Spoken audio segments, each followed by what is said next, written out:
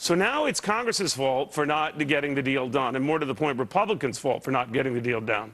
Sounds like he's blaming, well, you and your whole colleagues, Senator. What do you make of that?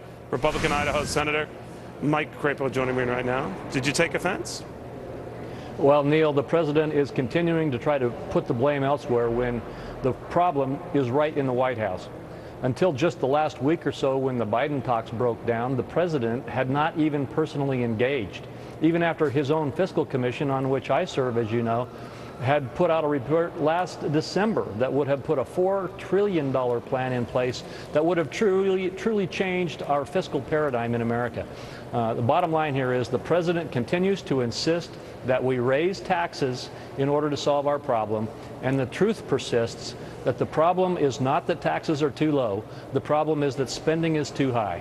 But no, you make a good point, Senator, but I always think, I try to share a little history on this program, neither left or right, just history. But you guys are in the pickle you're in. I'm talking about you collectively, Washington, and looking at maybe working through the July 4th recess. Because Democrats in power in the last Congress never submitted a budget in the first place. So it was like a domino snowball. So because of a couple of doofuses in the class, you all have to stay after school. It's idiotic.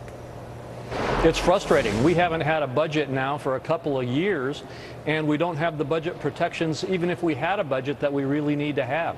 That's one of the reasons why I continue to say that in addition to controlling our spending, and by the way to deal with revenue is to reform taxes, simplify and control reduce the rates, and grow the economy. That's what will generate more revenue. So no deal involving a rollback of subsidies or personal exemptions or deductions for the wealthy or corporations would suit you, even though they would not be income tax rate hikes per se.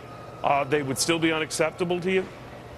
Just a straight-out elimination of those kinds of tax policies? No. However, if we were to get engaged in true tax reform, where we would have rate reductions in return for simplifying the tax code, then I'd be willing to look at it. What you do there is you actually reduce income taxes. Okay, I just want to be clear. That's a that's a very important distinction. In other words, you would be open to ending these allowances, exemptions, decreasing charitable deductions and the like for the wealthy, what have you, as long as they reduce the general rate.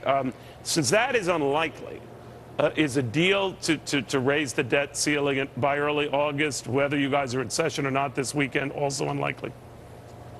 Well, right now it is increasingly looking like that, and I hate to say so, because frankly too much in this country depends on our ability to keep the markets moving ahead properly. So what's the under and over right now, Senator? I know you're not a betting man, but if you were, what would you say?